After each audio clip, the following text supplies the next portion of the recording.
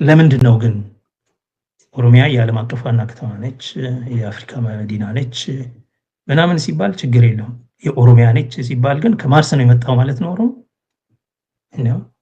እዚህ ውስጡ እኮ ነው እየኖረ ያለው፣ ሩቅ አይደለም። ውስጡ እየኖረ ያለው የኦሮሚያ ነች መባል ያስደንቃል። አልፎ የኢትዮጵያ ሆና የአፍሪካ ሆና የዓለም ዲፕሎማቲክ ከተማ ሆናለች ከተባለ ምን ነው ከኒውዮርክ ይቀርበዋል ይርቃል ኦሮሚያ ወይስ ከኒውዮርክ የበለጠ ጭራቅ ነው? ተራ ኦሮሞፎቢያ ነው። የኦሮሞ ጥላቻ እና ፍራቻ ነው።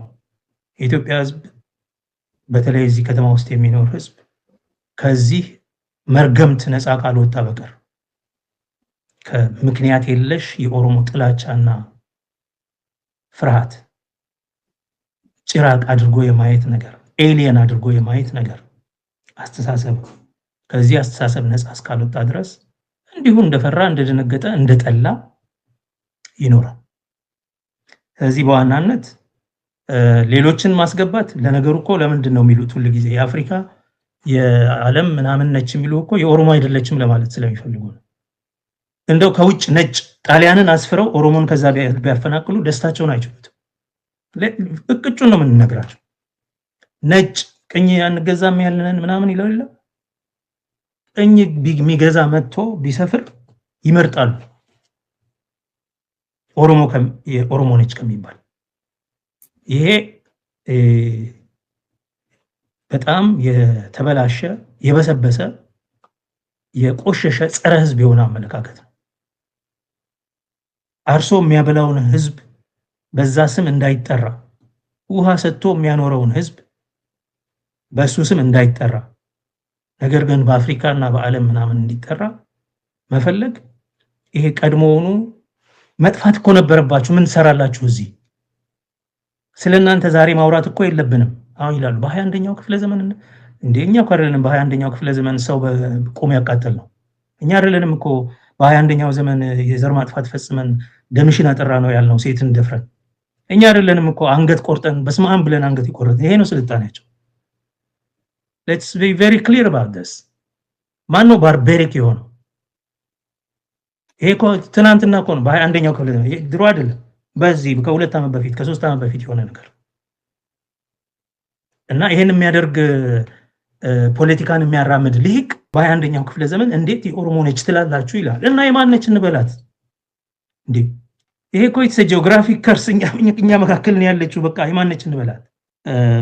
ይሄ በጣም ኤምፓየራዊ ናፍቆት ስለሆነ ቀድሞም ቢሆን ይሄ ኤምፓየራዊ ናፍቆት ደግሞ የኦሮሞን ህዝብ ማጥፋትና መተካት ስለሆነ አለመጥፋቱና አለመተካቱ አሁንም በቋንቋው በማንነቱ ከነስሙ እዚህ አካባቢ መገኘቱ በጣም የሚያበሳጭ የሚቆረቁር የታሪክን ፍሰት አዛነፈብን ብለው እንዲያስቡት የሚያደርግ ኦኬ ድሮ መሆን የነበረበት መጥፋት የነበረበት አለመጥፋቱ።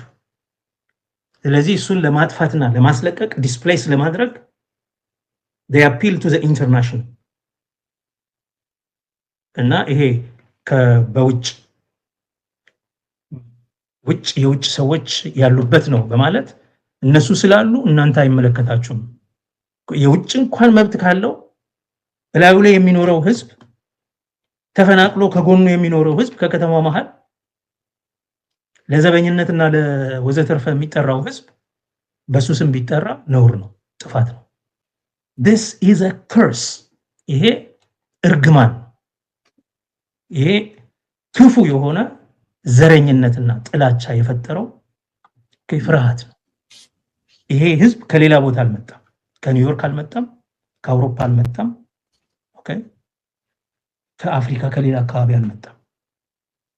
ሌላውን ተቀብለ ኦሮሞ ግን እዚህ መሆን የለበትም በሱ ስም መጠራት የለበትም የሚለው ለምን አልጠፋችሁም? ለምን ዛሬም አላችሁ እዚህ በዚህ ክፍለ ዘመን የሚል ነው። እና ዘረኛ ሊሉ ይሞክራሉ። አረ ዘረኝነትን የማያሳያችሁ እናንተ ናችሁ። ዛሬ አይደለም በ1931 የተጻፈ እስከ ጎሳ ድረስ ቆጥሮ ይኸው የነዚህ ነበረ ከነዚህን አጣልተን ነው ይሄንን ከተማ አዲስ አበባ ያደረግነው የሚለው እኔ አይደለሁኝም። ብላቴን ጌታ ወልደ ስላሴ የኢትዮጵያ ሚኒስትር የነበረ ሰው የኦሮሞ ሊቅ አይደለም ዘር የሚቆጥር ነበር። ማን ማንን ወልዶ ማን ማንን ወግቶ ማን ከየት መጥቶ እንዴት እንደሰፈረ የሚነግራል። ኦኬ ይሄንን እያዩ ተመልሰው ዘረኛ የኋላ የ21ኛው ክፍለ ዘመን ላይ እንዴት እንዲባላል በአደጋ ሀገር ቁጭ ብለህ እንዴት እንዲትላለ ይሉኛል። እኔ ያደገው ሀገርማ ጥፋቱን አውቆ ይሄ የባለቤቶቹ ሀገር መሆኑን ተረድቶ ለባለቤቶቹ እውቅናን ሰጥቶ በየቀኑ በየትምህርት ቤቱ በየፍርድ ቤቱ በየመንግስት መስሪያ ቤቱ በየፓርላማው ኦኬ አክኖሌጅመንት እየተናገረ ለህዝቡ ብሔራዊ የሶሪ ቀን የይቅርታ ቀን ይቅርታ የሚጠይቅ ሶሪ ዴይ ያለው ሀገር ነው። የሰለጠነ ሀገርማ እንደዚህ ነው። ላለፈው ለበደለው ነገር ኃላፊነት ወስዶ ኦኬ ዛሬ የአገሩ ባለቤቶች እነማን እንደሆኑ እውቅና ሰጥቶ ከራሱ ታሪክ ጋር ታርቆ በሚችል መጠን እነዛን ድሮ የበደላቸውን ሰዎች ለመካስ የተለያየ የፖሊሲ ፕሮግራም አዘጋጅቶ እንቅስቃሴ የሚያደርግ ያደገ ሀገር ይሄ ነው። ካናዳ እንደዚህ ያደርጋል፣ አውስትራሊያ ይሄን ያደርጋል፣ የተለያዩ ሀገሮች ይሄን ይሞክራሉ። ይሄንን ማድረግ ስልጣኔ የጠፋበት ነው። እንዴት እንደዚህ ይላል እንዴ? ይሄው ከመሰልጠን ነው አይተማርኩት እኔ እንዴ እዚህ ያደገ ሀገር በመኖር ነው ይሄን ያየሁት። ዓለም አደጋችሁን የሚያሳየውማ ለአዲስ አበባ ኒውዮርከር ቀርቦ እነ ሻጊና እነ ቢዮንሴ ቀርበው የ2000 ዓመት ምንድነው ሚሌኒየም ሲከበር እኮ እነሱ ናቸው የመጡት። እነ ማክሲም ይሄ እንዳለ የሬጌ ዘፋኝና የሬጌ ራፕ ዘፋኞች እነሱ ቀርበው ኦሮሞ ግን ሩቅ ነው ለቶከን እኮ ነው አንድ ታደለ ገመቹ ምናምን የሚጠሩት ለቶከን ከብዙ ዘፈኖች። የዓለም አቀፉ ግን ችግር የለበትም። ዋይ ለምንድነው የዓለም አቀፉ የሚመረጠው? ከዛ ቦታ ያንን ህዝብ ለመንቀል ስለሚፈልግ መተካት ስለሚፈልግ ነው። ሁሉ ጊዜ የአፍሪካ ነች ሲሉ ሰዎች የአፍሪካነቷን እኛ ከደና እናቀም የኦሮሞ ነች ስላልን የአፍሪካ መሆኗን ታቆማለች አላለም። የዓለም ትሆናለች ማለት አላለም። የኢትዮጵያ አትሆንም አላለም። ብንልም የትም አትሄድም አለመሆን አትችልም። that's the fact። ግን ለምንድነው እነሱ የኦሮሞ አይደለችም የሚሉ ሌሎቹን የሚጠሩበት ምክንያት ለምንድነው? የኦሮሞ አይደለችም የሚለው ሐሳብ እንዲዋጥ ስለሚፈልጉ የኦሮሞም ሆና የኢትዮጵያም ሆና የአፍሪካም የዓለምም ትሆናለች። አይ ካላችሁ ደግሞ ሌላ ከተማ ስሩ የኦሮሞ እና የዓለም ትሆናለች። ኢትዮጵያናችሁን እዛው ሌላ ከተማችሁ ላይ ሄዳችሁ እያከበራችሁበት ሊባሉ ይገባል። ኤንድ ይሆናል። ይሄ በኔ ትውልድ ግን እኔ ያደግኩት እዛ ከተማ ነው። ከአባቴ ቤተሰቦች ከዛው አካባቢ ናቸው ከዘመናት በፊት ጀምሮ። ስለዚህ በዛ አካባቢ የሆነውን ታሪክ እነ ቱፋሙና እና አቤቤ ማን ናቸው የሚለውን አባቴ በግልጽ የሚያስታውሳቸው በንግርት የሚያውቃቸው አካሄዶች ናቸው። በእነሱ ቤተሰብ ውስጥ የሚነገሩ ንግግሮች፣ ተረቶች፣ ዘፈኖች የት ዘመን ላይ ማን ከየት እንደተነቀለ፣ ማን እንደተከዳ፣ ማን እንደተሸወደ፣ ማን ወዴት እንደተሰደደ፣ ማን ወደ ባሌ፣ ማን ወደ ሲዳሞ፣ ማን ወደ ኢሉባቦር ምናምን እንደሄደ ያስታውሳሉ። ማን ወደ ቦቆጂ ወደ እንደሄደ በደንብ ያስታውሳሉ። እያንዳንዱ ዘፈኖቹ አሉ። ከገጠር ሰዎች ሲመጡና ቤት ሲገናኙ ሌሊቱን ሙሉ እያወሩ ሲያድሩ በዛ ዘመን የተዘፈነውን ዘፈን እያዜሙ እንደዚህ የተባለበት እያሉ ነው የሚያወሩት። ለኔ አባቴ ሀገር ወዳድ አርበኛ የመንግስት ወታደር ስለሆነ እጄን ይዞ ነው ከተማውን እያንዳንዱን ፓርት የሚያሳይ። ይሄ እንዲህ ይባል ነበር። ይሄ የፊውዳሎችንም እንትን ማለት ነው። አባቴ በነበረው የወታደርነት ተግባሩ አያፍርም። ለኢትዮጵያ ላበረከተው አበርክቶ ለኢትዮጵያ የደማውን አያፍርበትም። አርበኛ ነው። ስለዚህ ባሻወልዴ ችሎትም ሲሄድ ይዞኝ ይሄዳል። ገና በ6 ዓመቴ እጄን ይዞ ወስዶ ወመዘክር ነው ቤተ መጻሕፍት ሲያስገባኝ ማን ምን እንደሳለ ይሄኛው ስዕል ከጣሪያው ጀምሮ ይሄ አፈወርቅ ተክሌ የሳለው ስዕል እንደሆነ እዛ የቆሙ ሐውልቶች አሉ። እነሱን እያሳየኝ ማለት ነው። እኔ ኦሮሞና ዘረኛ ነው የምባለው ሰው ህገ መንግስት ሳስተምር ተማሪዎችን እዚህ ከተማ ውስጥ ያሉ ሐውልቶችን እንኳን ምን እንደሆነ እዛ ዩኒቨርሲቲ ፊት ለፊት ያለው የካቲት 12 ፊት ለፊት ያለውን ትልቁ ሐውልት ምን እንደሆነ የሰማዕታት ሐውልት እንደሆነ አያውቁም ተማሪዎች። ይር አፍተር ይር ነበር የምጠይቀው የህገ መንግስት ተማሪዎች። ይር አፍተር ይር ምንድነው ይሄ ነገር ስትላቸው አያውቁም። እኔ ግን ገና በልጅነቴ አባቴ ይዞ ሄዶ የተፈጸሙትን እልቂት እዛ ጋር ታሪክ አለ እዛ ላይ የተጻፈ ዝርዝር። ይህንን ያስነበበኝ ገና ትንሽ ማንበብ በደንብ በማልችል ጊዜ እያንዳንዱን ሐውልት ማለት ነው እያንዳንዱን ግቢ የመንግስት መስሪያ ቤት ስለምን ማለት ነው። so that's very personal to me።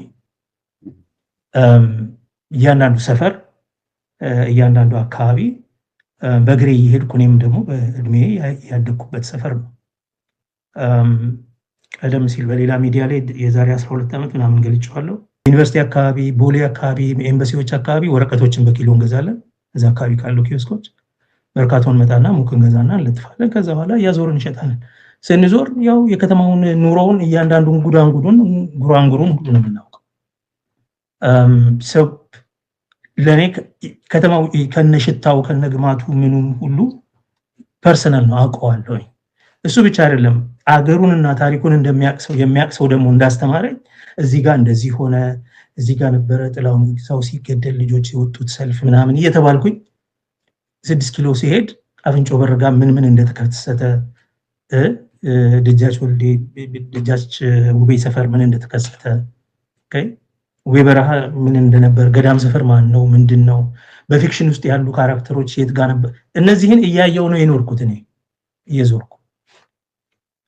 ራስ ደስታ ሆስፒታል ምንድነው ራስ ደስታ ማናቸው አባይ እዛ ወረድ ብለህ የአቡነ ጴጥሮስ ምንድነው ይሄ ህንፃ ለምን ኢየሩሳሌም ህንፃ ተባለ? ይሄንን እየጠየቅኩ ነው ያደግኩት። ይሄ ቲያትር ለምንድነው አምፒር የተባለው? ኤምፓየር ሲኒማ አምፒር ፈረንሳይኛ ነው። ፈረንሳይኛ መሆኑን ያወቅኩት ከአባቴ።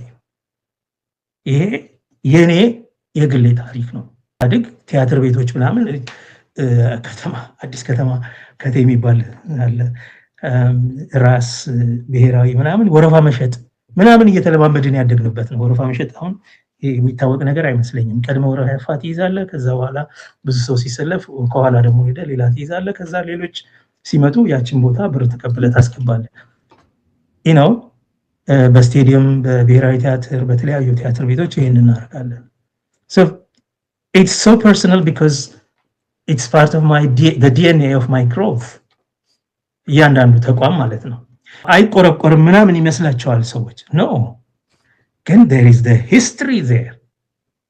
ይሄን ሁሉ ነገር ፕሪዘርቭ አድርጎ የህዝቡን ብሶት አውቆ ከታሪኩ ጋር ታርቆ ወደፊት መሄድ ሲቻል የለም ታሪክን ደግመን እንሰራባችኋለን፣ የታሪክን ስህተት አስበልጠን ዛሬ እንፈጽምባችኋለን፣ ትግራይ ላይ ያደረስነውን ዘር ማጥፋት በእናንተ ላይ ዛሬ እናደርሳለን፣ የኦሮሞ ነች ማለት ካላቆማችሁ እኮ ነው እያሉ ያለው። ይሄ የስልጣኔያቸውን ደረጃ ነው የሚያሳየው። የኢትዮጵያ ስልጣኔ ሄዶ ረቆ ተራቆ ሰውን በስመ አብ ብሎ እስከማረድ የደረሰ ነው። ይሄ ነው የስልጣኔያቸው ደረጃ። እና እነዚህ ሰዎች ናቸው ከተማው ይገባኛል የሚሉ በኦሮሚያ ክልል ህገ መንግስት ውስጥ የዋና ከተማቸውን ሲጽፉ ይሄ እንኳን ብዙም አስፈላጊ አይደለም፣ ሁሉ ከተማ የራሳችሁ ስለሆነ ማለትም አያስፈልጋችሁም፣ ግን ማለት ካለባችሁ ችግር አይደለም ብዬ የምናገረው ነው። ሰው ከተማው የኦሮሞ መሆኑን የመብት ጉዳይ የባለቤትነት ጉዳይ ስለሆነ ለክርክር ማቅረብ አልነበረባቸውም። ህገ መንግስቱ ከሞላ ጎደል ግልጽ ነው። በህግ ማለት አንደኛ ጂኦግራፊው ግልጽ ነው፣ የሚነግረው ነገር አለ። መልክዓ ምድራዊ ምናምን አይደለም የሚወዱት፣ እንደው በመልክዓ ምድር የት እንዳለ ግልጽ ነው። ሁለተኛ ህገ መንግስቱና ህጉ ግልጽ ነው። በኦሮሚያ ማዕከል የምትገኝ እንደመሆኗ ነው የሚለው። በኦሮሚያ ማዕከል የሚገኝ ከሆነ የማን ሊሆን ይችላል? ይሄ የሆነ ከሰማይ መጥቶ አይደለም የሰፈሩበት፣ ከኪሳቸው አውጥተው አልተከሉትም መቼም። እና ታሪክ ደግሞ የራሳቸው የታሪክ ጸሐፍት የሚናገሩትን ተናገር አሳይተናል። በዛ ላይ የሚታየው ቦታው ላይ የነበረውን ህዝብ አፈናቅለው ዛፉንና እጽዋቱን ሳይቀር ቀይረው ነው። ባህር ዛፍና እንትን የተተከለው እኮ የማገዶ እንጨት ምናምን ለማገዶና ለተለያየ ጉዳይ እንጨቱ ተቆርጦ አልቆ ነው። አልቆም ስለነበረ የፈረንጅ የባህር ዛፍን ችግኝ እስኪያራባ ድረስ የንጉሱ አማካሪ የነበረ ፈረንጅ ይልግ ነው የሚባለው፣ አልፍሬድ ይልግ። እስከዛ ድረስ እንዲሁም በቃ ይሄ ከተማ በርድ ሊፈጀን ነው፣ እንጨትም ማገዶም የለም፣ ወደ አዲስ ዓለም ኤጀሬ እንሂድ ተብሎ እኮ መንቀሳቀስ ተጀምሮ ነበር። ኤጀሬ ዋና ከተማ ልትሆን የንጉር ዕዱ መቀመጫ እንድትሆን የታዋቂው ቤተክርስቲያን የተሰራበት ምክንያት ይሄ ነው። ታሪክ የሚያስረዳ ነገር ነው። እና ይሄንን በህግም መብት ያለህ ነው። መብትህ የሆነ ጉዳይ የተፈጥሮ መብትህ የሆነ ጉዳይ ለድርድርና ለውይይት ማቅረብ አለመረዳት የመጣ ይመስለኛል። ወይንም ደግሞ እኔ የሚመስለኝ ለማስደሰት እና ኢትዮጵያን መምራት እንደዚህ በቃ ሌሎቹን በማስደሰት ነው፣ ኦሮሞን በመስደብ ከሌሎቹ ጋር ተባብሮ በሚል ላለፉት 8 ዓመታት ኦሮሞን በመስደብ ሲያስደስቱ ነበር። ኦሮሞ ላይ በማዝመት ኦሮሞን በማስገደል ሌሎቹን አስደስተው ስልጣን ላይ ለመቆየት ሄደና እነሱ በስድብ የጀመሩት ኦሮሞ ላይ አልቆመም ስድቡ፣ ወደ እነሱ ተመልሷል። ስለዚህ ዛሬ ከገባችሁ አንደኛ ነገር የባለቤትነት ጥያቄ የህገ መንግስታዊ መብትን ተጨባጭ ሁኔታን የካደ የጣሰ አላስፈላጊ ተግባር ስለሆነ አሁንም ከዚህ የድርድር አጀንዳ ውስጥ የምክክር አጀንዳ ውስጥ ይሄን ጉዳይ ብታወጡ ለራሳችሁ ሰላም፣ ለራሳችሁ ደህንነት ሲባል፣ ለራሳችሁ ሰብአዊ ክብር ሲባል ምን አይነት ንቀት እንደተገለጸላቸው አይተዋል። ምን አይነት ጥላቻ እንዳለ ታይቷል። አገራዊ የሆነ በተለየ ሁኔታ ኦሮሞን የመጥላትና የመግፋት ስሜት እንዳለ ሌሎች ሁሉ እየተግባቡበት ያለ እስኪመስል ድረስ እንዳለ አይታችኋል። ይሄ ደግሞ እንግዲህ የተፈጠርንበት ቦታ ነው። ምንም ልናደርገው አንችልም። አንሄድም፣ አንጠፋም። የኛ መሆኑንም አንክድም፣ የኛ ነው እንላለን። ሌላ ስምም አውጡለት፣ ሌላ ክልልም አማክሉት፣ ራሱን የቻለ አስተዳደርም አድርጉት። የኦህዴድ ብልጽግና ሁሉን ነገር ለንግድ አይቀርብም፣ ሁሉ ነገር ለውይይት አይቀርብም፣ ሁሉ ነገር ሸቀጥ አይደለም። መብት አይሸቀጥም። የመብት ሀሁ የሚያስተምር ሰው ምን ብሎ ነው የሚጀምረው? Human rights are inalienable, indivisible, interdependent. Inalienable ማለት አይሸጥም፣ አይሸረፍም፣ አይሸራረፍም፣ አይሸጥም፣ አይለወጥም ማለት ነው። መብት አይሸጥም፣ ለድርድር አይቀርብም፣ አይነጣጠልም፣ አይሸራረፍም። ይህንን እንዲያስታውሱ ማድረግ ነው። ስለዚህ አሁን ከያዛችሁት የድርድር ምናምን ከምትሉት የምክክር ሀሳብ ውስጥ ውጪ ማድረግ ያስፈልጋል። መብት ደግሞ የህዝቡን መብት በዛ ከተማ ላይ ያለውን ህጋዊ መብቱን ማስጠበቅ ያስፈልጋል፣ መተግበር ያስፈልጋል። ለእናንተም ሰላምና ፎይታ ያመጣላችሁ ይሆን።